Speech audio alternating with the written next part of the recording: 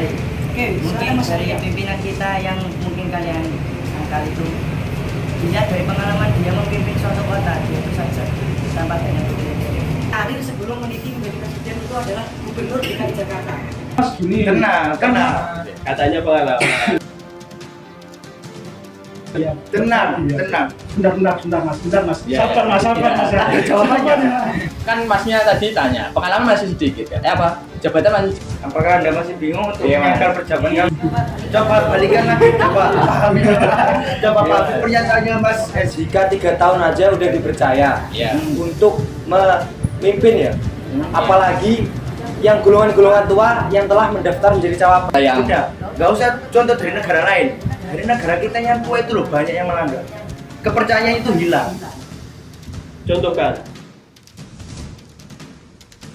Contohnya ketua KPK. Yes.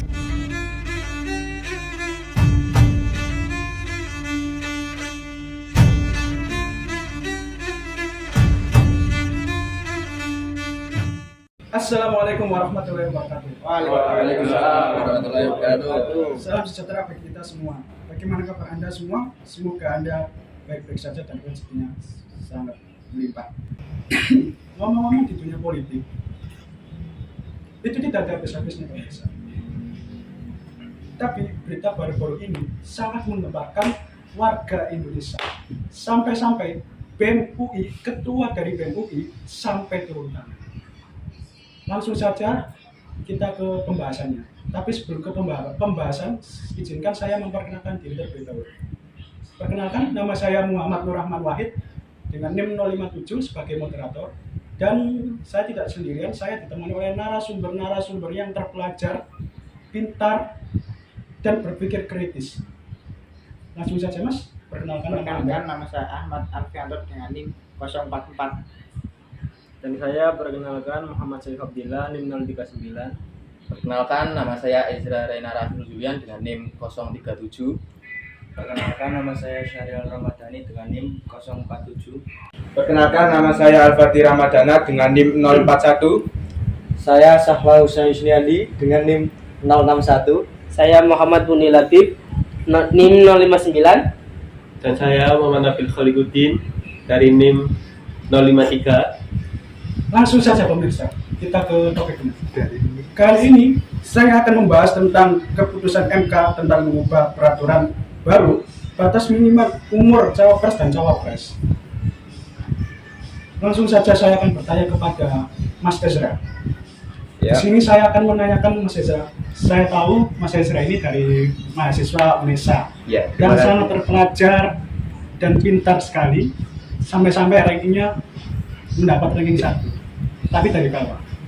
Oke, siap. Jadi pertanyaan saya gini Mas Ezra, bagaimana tanggapan Mas Ezra dan teman-teman yang ada di samping Mas Ezra tentang keputusan MK yang mengubah peraturan batas minimal usia presiden? Bagaimana tanggapan Mas? Tanggapan saya mengenai keputusan MK dalam mengubah peraturan dengan menurunkan usia dari capres dan cawapres kan? Itu saya mendukung sih. Karena dengan menurunkannya batas usia capres dan cawapres, generasi muda yang inovatif bisa lebih aktif dalam mengarahkan pembangunan bangsa. Dan juga dengan begitu capres dan cawapres bisa lebih responsif dalam menghadapi perkembangan zaman sekarang. Oh iya, zaman sekarang ini zaman milenial ya Mas. Iya. Kemudian saya akan menanyakan ke Mas Sahla. Bagaimana Mas menurut Anda Mas tentang keputusan MK yang mengubah peraturan batas minimal usia presiden? Baik, saya ambil alih dari sekarang. Menurut saya dan juga kebanyakan dari masyarakat Indonesia banyak sekali yang menolak akan keputusan dari Mahkamah Konstitusi untuk meluncurkan atau mengesahkan peraturan yang terbaru ini. Sangat kontroversial. Karena yang pertama, ketika capres dan cawapres itu diturunkan batas minimal usianya yang dari 40 tahun menjadi 30-an, itu 30-an sudah boleh mencalonkan diri. Menurut saya itu sangat apa ya, mengkhawatirkan nanti kekurangan dalam masalah pengalamannya dan juga kematangan untuk memimpin suatu negara tersebut. Dan juga yang seperti Mas Ezra jelaskan tadi, bahwa kalau presiden atau wakil presiden ini mempunyai usia yang muda, ini kan responsif ya. Ya, Responsif. Nah, menurut saya ini ada resiko kecenderungan populis. Nah, kecenderungan populis yang lebih besar dengan calon-calon yang lebih muda. Jadi calon-calon yang lebih muda ini oleh rakyat kita, terutama rakyat milenial atau Gen Z yang sudah cukup umur, ini sudah sudah tidak asing di telinga mereka untuk cawapres atau capres yang usianya masih muda.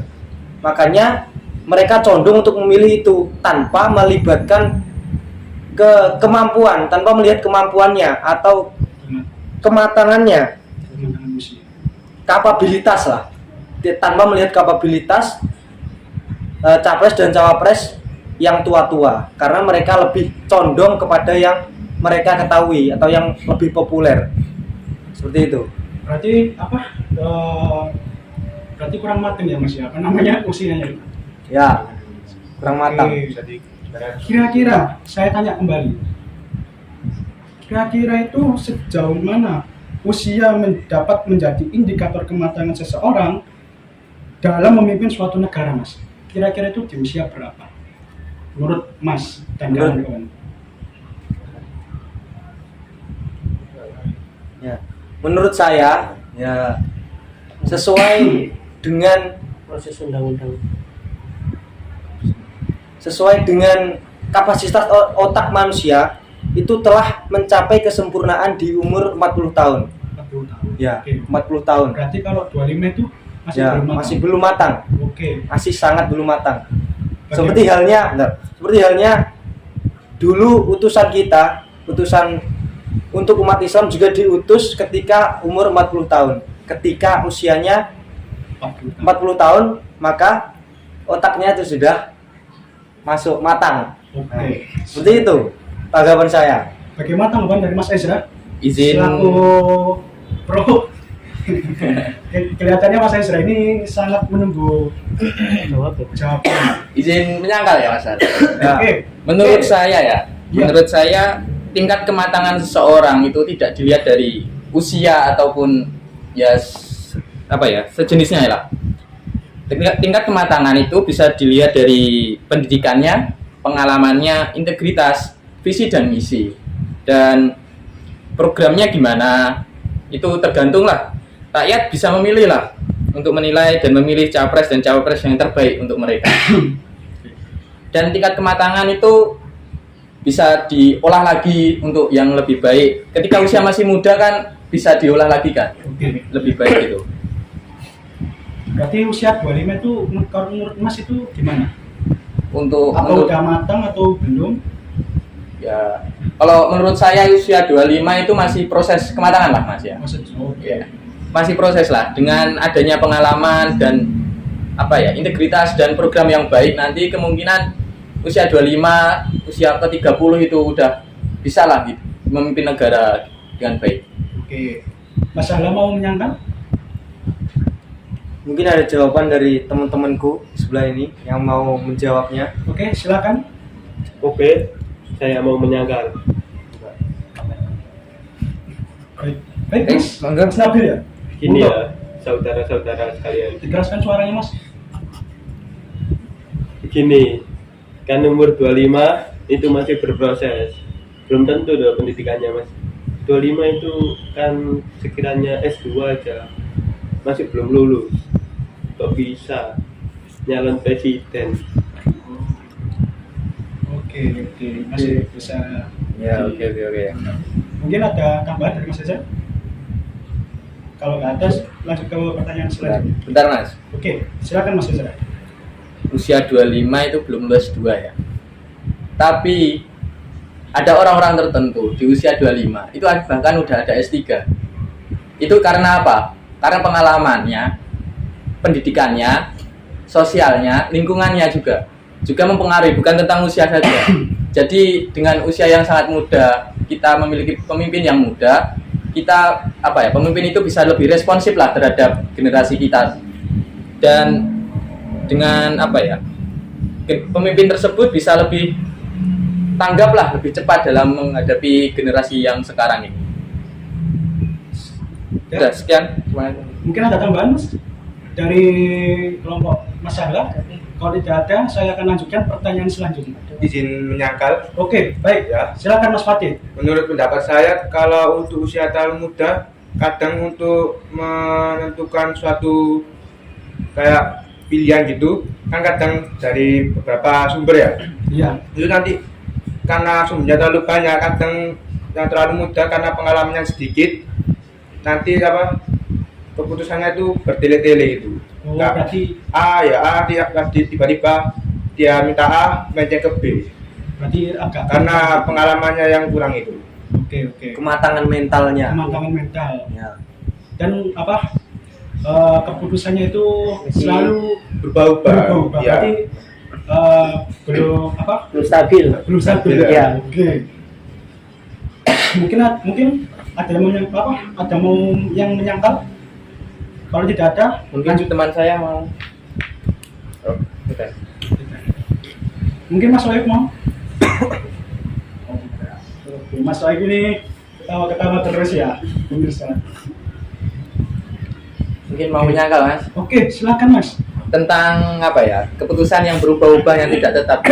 Kita harus makanya kita membutuhkan pemimpin muda yang berkualitas. Di usia 25 itu kita membutuhkan pemimpin yang tegas gitu. Tegas, jadi kita harus belajar dari sepuh. Oh, berarti yang profesional ya? Iya, kita bisa pemimpin muda itu bisa minta belajar ke yang lebih tua gitu tentang apa gitu. Oke. Izin menambahi. Oke, Mungkin silakan Mas dari Arya. pimpinan kita yang mungkin kalian sangkal itu, dilihat dari pengalaman dia memimpin suatu kota, dia itu satset tanpa adanya bertele-tele, tanpa adanya suatu pimplang dalam memilih hal. Dilihat dari situ, mungkin pengalaman sudah dia dapat.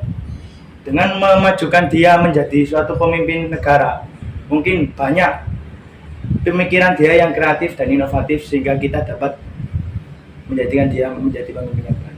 Oke. Baik.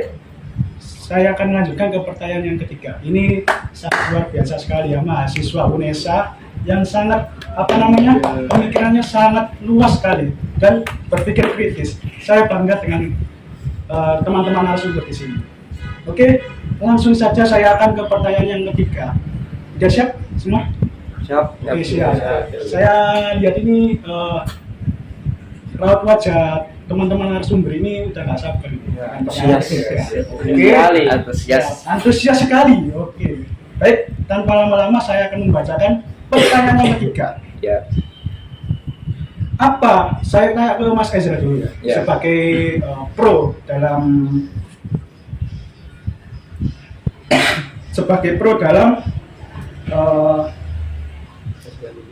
judul materi ini. Jadi saya akan menanyakan ke Mas Ezra terlebih dahulu.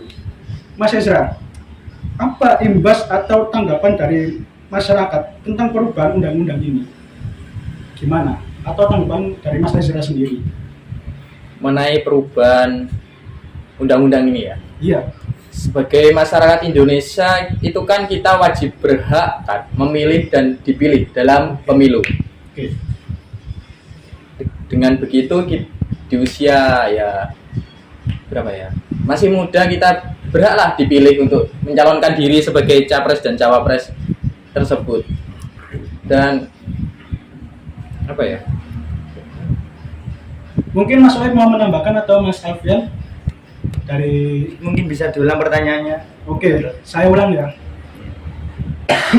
Apa imbas atau tanggapan dari masyarakat atau dari Mas sendiri ya tentang perubahan undang-undang ini? Ya, tanggapan dari kami kelompok pro ingin menanggapinya berdasarkan dari aplikasi-aplikasi. Saya meneliti, menelaah, mengecek beberapa aplikasi seperti di TikTok.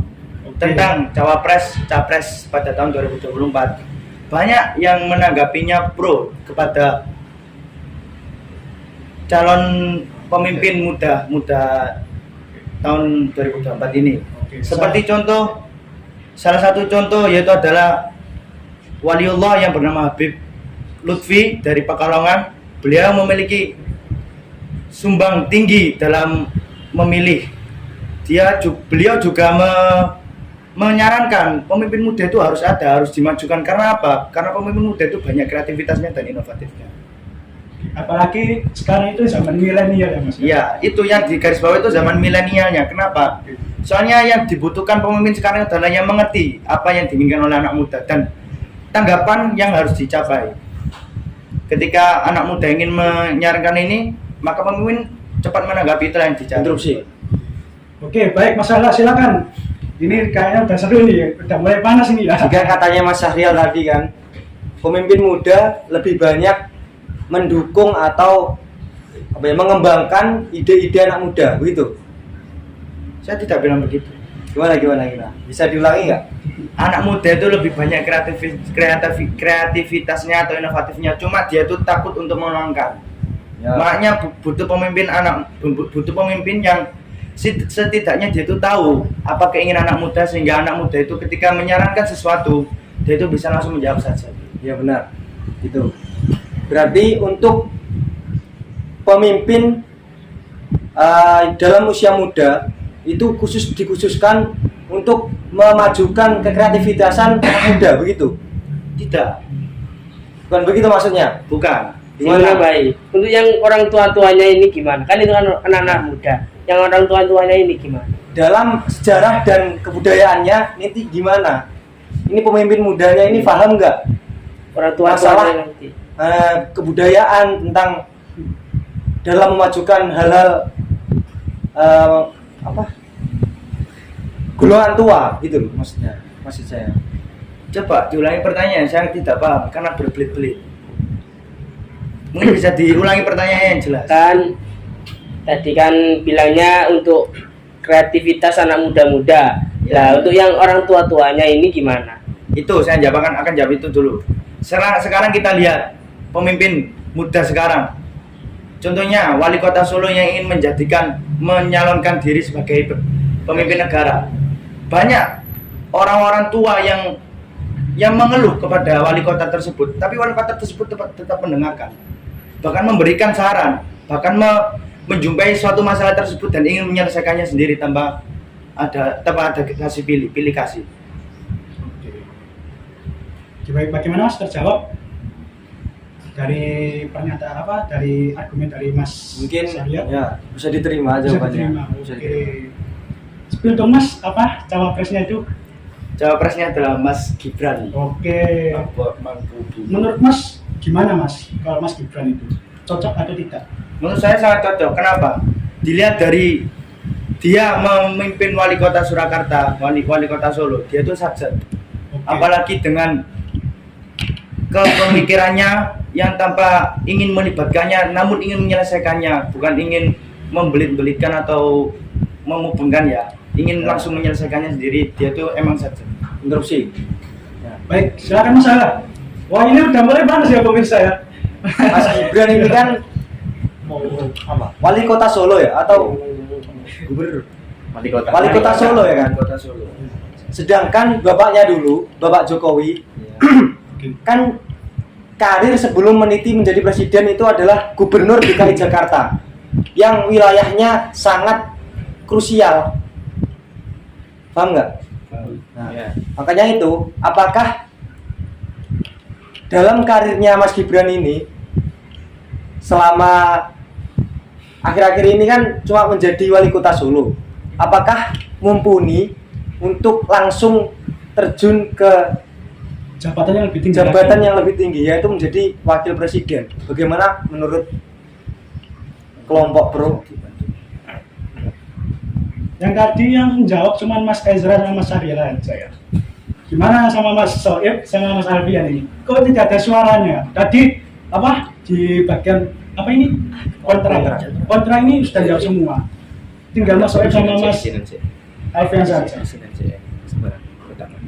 Masih mikir. Oke, masih mikir dong pemirsa. Berarti Jadi masih inti pertanyaannya adalah Pendapat apakah bisa langsung memimpin dari Ya. jabatan ini menuju jabatan yang lebih tinggi? ya.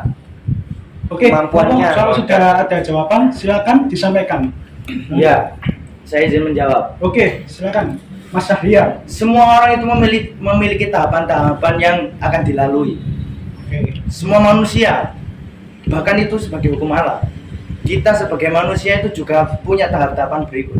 Seperti halnya kita dari merangkak, dari jalan hingga bisa lari, itu juga semuanya memiliki tahapan-tahapan berikut. Sama juga kepemimpinan negara pada tahun 2024 nanti, semuanya itu juga akan bisa pada waktunya. Dilihat dulu, jika kecilnya itu udah bagus, maka dia itu akan besarnya itu akan menumbuhkan bibit-bibit yang lebih unggul. Jika dia itu dalam memimpin kota aja bagus, nggak usah diragukan lagi. Mungkin bisa saja dia memimpin negara, atau bisa dia lebih memimpin dunia nanti. Izin menyangkal, oke, silakan Mas Al-Fatih. untuk memimpin sebuah kota langsung ke negara itu kan ruang lingkupnya jauh banget ya. Untuk kota mungkin satu kota ya, terus harusnya kan dari kota ke provinsi yang ruang lingkupnya lebih luas. Sedangkan urusan di kota dan di provinsi aja itu masalahnya udah banyak ya. Ya, terus. Apalagi ini pemimpinnya dari wali kota, misalnya dari kota ke presiden dengan masalah yang lebih rumit lagi. Itu bukannya belum Kapabilitasnya kapabilitas kepemimpinannya itu masih dipertanyakan lagi. Sekarang saya tanya kembali. Tanyakan bentar. Oke, tenang. Mulai panas ini Kan kayaknya. suatu daerah dengan daerah lainnya kan berbeda, budaya, ekonomi, sosialnya juga, sama pendapatan daerahnya juga. Nah, pertanyaannya, dengan usia yang segitu mudanya, dia ingin memimpin suatu negara dengan berbagai macam kebudayaan, bahasa, suku, apakah dia mampu? Sekarang saya tanya, pemimpin gubernur yang Jawa Tengah sekarang apakah dia mampu? Apakah dia dinilai baik oleh masyarakat Jawa Tengah sendiri? Sedangkan pemimpin kota itu sendiri, justru lebih, pemimpin kota Surakarta, Solo yang sekarang ingin menjabat sebagai presiden, itu malah justru lebih dinilai baik oleh masyarakat Jawa Tengah tersebut. Izin menyangkal. Oke. Kan itu dari pendapat Anda ya kan. Tapi kan yang Anda ajukan itu kan belum pernah dipilih di daerah atasnya lagi, misalnya provinsi ya. Kan masih daerah kotanya, lingkupnya lebih kecil ya. Itu dia kan belum ke provinsi yang lebih lebar, jadi lebih luas. Jadinya kan belum terbukti kapabilitasnya. Kan itu kan menurut pendapat di kota aja, belum Saya di ingin provinsi menyangkal. ya. Oke, Ingin menyangkal saya. Sekarang dunia internet itu banyak, Mas. Perbanyakilah literasi membaca. Perbanyakilah itu. Seperti halnya di TikTok. tenang. Banyak. Tenang. Kan dunia ini enggak mesti dunia maya ya. Kan ada dunia, mungkin di dunia maya itu cuma positifnya aja. Kan di dunia nyata kan belum kelihatan negatifnya. Negatifnya ini kan juga belum kelihatan karena nggak ada yang posting di internet, mungkin karena takut atau mungkin kurang adanya banyak bukti. Itu kayak gimana? Kan belum tentu di dunia maya, di dunia internet kan itu kan ada yang positif, ada yang negatif. Kan yang negatif itu kan kadang ada yang nggak disuarakan karena entah takut ke pemerintahan atau karena belum adanya bukti yang jelas. Oke. Mungkin ada mungkin mau menambah? Izin menambahkan. Oke, silakan Mas Nabil. Monggo. Ini katanya kan gubernur Jawa Tengah, Lebih dikeraskan suaranya, Mas. katanya kan gubernur Jawa Tengah itu agak gimana? Tadi bilang gimana? Gubernur Jawa Tengah itu bahkan bukan dinilai saya. Wali Kota Solo itu bahkan dinilai lebih baik daripada gubernur Jawa Tengah. Oke. Apakah Solo itu juga nggak di Jawa Tengah? Sekarang udah itu Mas, pernyataan itu kamu benar itu. Gimana tuh? Nah, sekarang gini aja Mas, masyarakat telah ya kata-kata saya, masyarakat Jawa Tengah aja menilai lebih baik wali kota Solo daripada gubernur tersebut sendiri. Coba telah kata-kata tersebut, pahami lagi. Itu udah menyeluruh. Itu udah menyeluruh semasyarakat Jawa Tengah. Masyarakat Jawa Tengah aja menilai lebih baik kinerja wali kota Solo daripada kinerjanya gubernur Jawa Tengah itu sendiri. Sebentar, berarti kinerja wali kota Solo lebih baik daripada kinerja dari wali kota Semarang gitu. Wali kota Jawa Tengah. Jawa Tengah. Bisa dilihat dari buktinya. Izin Bentar. Oke, sebentar. Ya. Bisa dilihat dari bukti ketika ada suatu acara yang dimana itu acaranya, mohon maaf ya, Iya. calon presiden kan ada 3 kan ya, Iya. yaitu Anies Baswedan, Prabowo Prabowo Subianto. Subianto dan juga Ganjar Pranowo yaitu. Iya. Bisa dilihat dari tersebut ya, bisa dilihat dari itu. Iya. Ketika ada acaranya Gubernur Jawa Tengah itu yang ingin mengajak masyarakat Jawa Tengah ingin agar mencoblos dia, justru itu malah serempak dia menjawab Prabowo Subianto dengan wakilnya yang muda yang memiliki kekuatan yang tangguh dan pemikiran yang baik. Oke, baik. Monggo Mas Fatih. Izinnya Kal. Ya. Silakan. Ya itu benar kan. Tapi gimana kalau Gibran kan wali kota Solo? Ya. Kenapa nggak jadi gubernur dulu, habis itu naik lagi? Kenapa habis gubernur Solo langsung ke presiden? Langsung loncat ke Iya. Kok nggak satu tinggi, persatu? Apakah harus ada tahapan-tahapan gitu? Iya. Apa nggak jadi gubernur aja tidak mau? Izin menangkap. Oke, silakan. Emang ada peraturan. Kita harus dari bupati gitu ya, wali kota gitu. Apa kita harus ke gubernur dulu? Apa nggak boleh langsung ke naik ke presiden, wakil presiden gitu? Ya itu Izin menambahi. Oke. Bahkan silakan. menurut Mas Guntur, anggota Mahkamah Konstitusi, emang benar usia presiden itu harus di atas 40 tahun. Tapi perlu digarisbawahi lagi bahwa di situ boleh menjadi calon presiden apabila dia itu pernah memimpin suatu kota, kota, daerah ataupun provinsi. Maka bisa dilihat dari situ, nggak harus melompat dari tahap ini ke tahap ini. Kalau dia bisa naik ke tahap yang lebih tinggi, otomatis bisa dinilai dari logika bahwa pemikiran dia itu emang baik dan bagus. Oke, baik. Berarti tidak perlu tahapan. Yang penting ada pengalaman gitu. Iya, Maksudnya, iya, Mas? ada pengalaman. Oke. Mungkin mau menyangka lagi sebelum kita ke pertanyaan terakhir. Oke, silakan Mas. Oke, menyangka lagi. Ini mulai panas biar pemirsa ya. Waduh, ini rapat majalah ini sangat tegang sekali. Oke, Mas, mau lanjut. Oke, wali kota Solo pengalaman. Ya. Untuk ngomong pengalaman, Ya. dia perlu berapa tahun sih jadi wali kota Solo? Loh, Maksudnya gimana, Mas? gimana? Gimana? Bisa Dia diperjelas Mas politik pertanyaannya. langsung jadi wali kota Solo. Iya. Itu. Udah berapa tahun sih Maksudnya gimana? menjadi wali kota Solo? Iya, Itu masih berapa berapa tahun gitu. Iya. Kan masih sebentar aja. Loh. Gitu. Oh, Iya. maksudnya Mas gini. Tenang. Katanya pengalaman. Iya. Tenang. Bentar mas. Ya, Sabar mas. Ada jawabannya. Ya sabar. Saya tahu ini suasananya udah panas sekali. Ya. Jadi maksud mas itu gini. Dia untuk Mas Raka Biming ya. Siapa? Mas Gibran ya. Itu kan barusan jadi wali kota Surakarta, Solo. Itu baru 3 tahun. Iya. Tapi pada Pilpres 2024 ini beliau mencalonkan menjadi presiden. Oh, gitu. Terus pertanyaannya sekarang apa? Pengalamannya masih 3 tahun. Lu kan dibilang banyak Tenang. pengalaman. Oke, silakan. Ada jawabannya, tenang. Izin menangkap. Karena apa ya? Kan masnya tadi tanya, pengalaman masih sedikit ya? Jabatan masih sedikit ya? Masih durasinya masih berapa tahun? 3 tahun. tahun. 3 tahun ya? Iya, 3 tahun. 3 tahun. 3 tahun aja loh, udah dipercaya. Apalagi ke depannya. Makanya kita harus memberi memberi ruang lah kepada generasi muda untuk memimpin negara kita. Mohon gimana Mas tanggapan sampean terhadap penyangkalan? Mungkin Mas Sahril ada tambahan? Udah cukup. Izin menyangkal. Oke, silakan Kan Mas. di dunia ini kan ada generasi tua dan muda. Iya. Ya. Nah, untuk generasi muda kan harus ada generasi tua untuk yang menuntun. Iya, menuntut. Benar kan?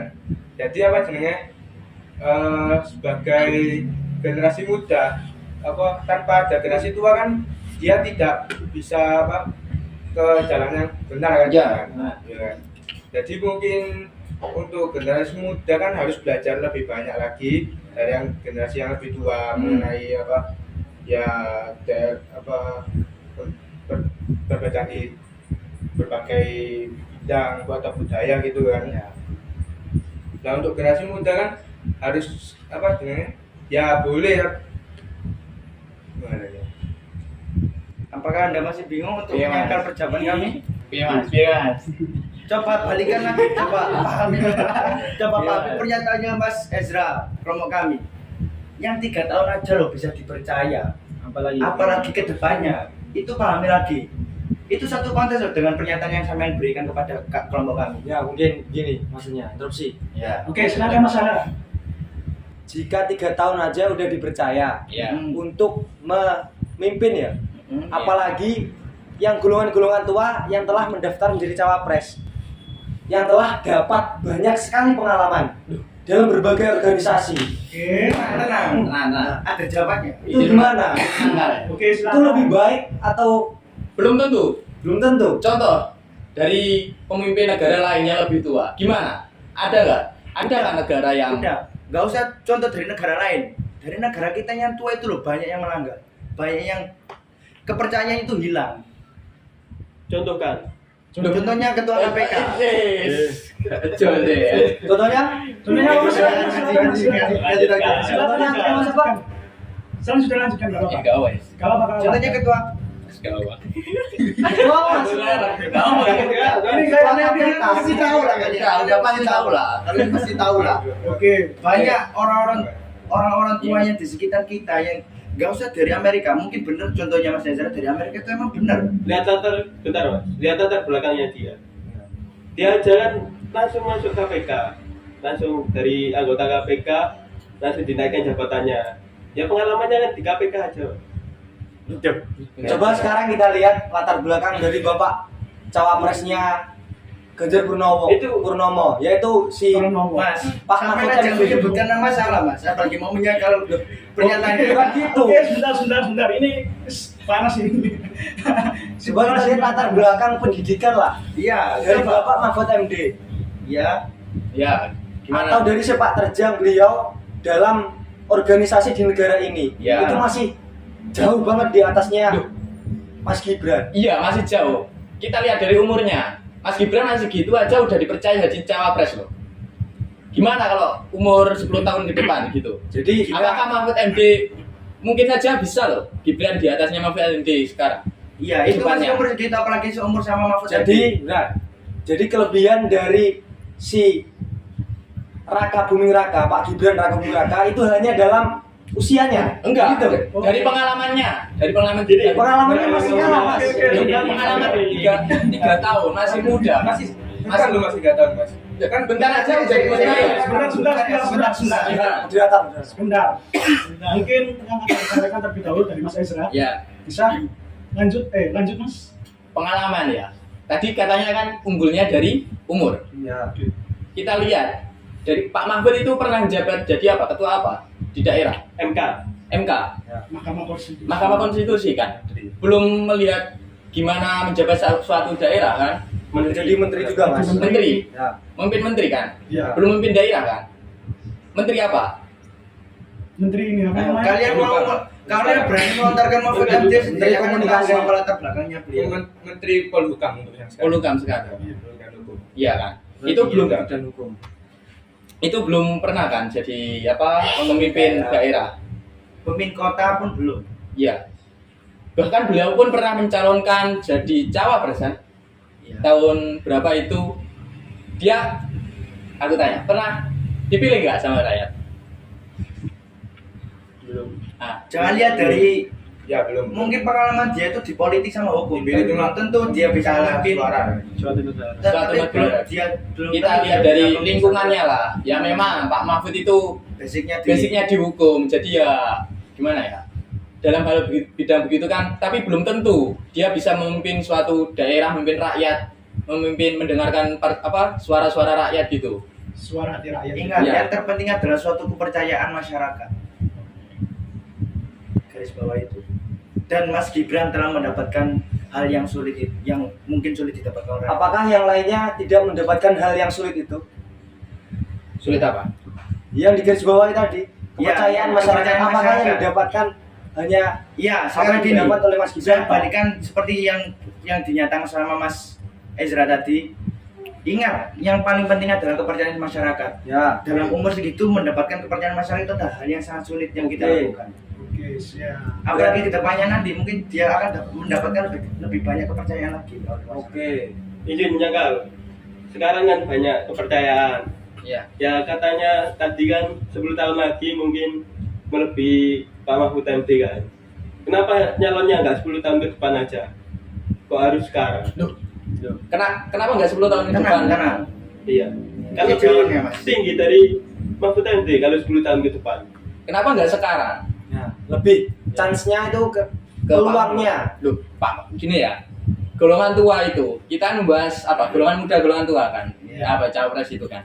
Dengan memberi kesempatan kepada golongan apa? Usia yang muda, kita bisa mendapatkan bibit yang baik lah. Yang tua-tua, iya ya. Yang tua-tua Ini, mas udah Wayanya mantap sih. apa kalau ibarat bahasa Jawa itu wayai pensiun gitu. Ya udah. Gini Sudah lah. pensiun. dia tuh memperbelitkan jawabannya sendiri, Mas. Ya. Gitu, Mas. Berputar. Gimana apakah mau menerima jawaban dari kami atau masih mau ingin menyangkal? Masih menyangkal. Monggo. Untuk yang kepemimpinan Pak Gibran tadi kan masih 3 tahun. Sedangkan untuk maksimal pemimpinan suatu kepala daerah kan 5 tahun. Iya. Nah, misalnya untuk tahun ketiga ini emang baik-baik aja kan. Tapi untuk tahun keempat tiba-tiba beliau ada suatu kasus yang menjerat beliau misalnya entah korupsi atau lain-lain, itu kan juga akan menurunkan minat daya dukung masyarakat juga. Nah, sedangkan beliau masih pengalaman masih 3 tahun belum ke Ya. depannya lagi. Terus? Terus kalau misalnya beliau mendapat suatu masalah, apakah masyarakat juga akan Sekarang saya pertanyakan balik. Pak Mahfud MD itu nggak pernah memimpin daerah ataupun kota.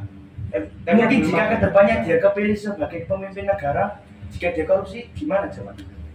Apakah dia akan mendapatkan kepercayaan masyarakat? ya enggak. Ya sama. Sama juga. Oke. Sama, tapi Sampai aku menanyakan suatu hal yang mana hal tersebut itu juga bisa terjadi kepada semua orang. ya. Jadi Maksudnya tidak gini bisa. loh. Maksudnya masa pengabdiannya ini kan yang lebih banyak ini Pak Mahfud MD ya. Dan sedangkan Pak Mahfud MD masih berkesempatan mendapatkan rakyat, suara rakyat, lebih berani lah bertaruh. Oke. Baik. Saya lihat ini narasumber yang terpelajar dari mahasiswa UNESA ini sangat wajahnya itu sangat panas sekali ya. Langsung mempersingkat waktu ya. Langsung saja ke pertanyaan keempat. Oke. Mohon maaf, saya memutuskan pembicaraan ini yang lagi panas-panasnya dikarenakan durasi. Oke, setuju? Oke. Setuju. Dalam waktunya panas-panasnya ya. Saya lihat ini Mas Ezra ini kepalanya ini pusing sekali. Oke, saya tadi ya, Mas. Dari tadi saya tidak mendengar suaranya dari teman-teman Mas, yaitu Mas Soeb sama Mas Izin menjawab. Alfian. Kenapa Mas? Jika kami berdua aja bersama lawan mereka, kenapa dia berempat ingin Oh, berlawan oke. mereka? Itu. Apakah itu yang dinamakan seorang mahasiswa apatis? Oke, itulah mahasiswa. aman. Oke, Cari aman. oke langsung saja ke pertanyaan keempat. Ini adalah pertanyaan terakhir. Mungkin dari teman-teman mahasiswa ini sudah gak sabar dengan pertanyaan terakhir ini. Langsung saja saya akan membacakan pertanyaan terakhir ini. Udah siap ya? Siap ya. Saya lihat ini wajahnya ini panas sekali.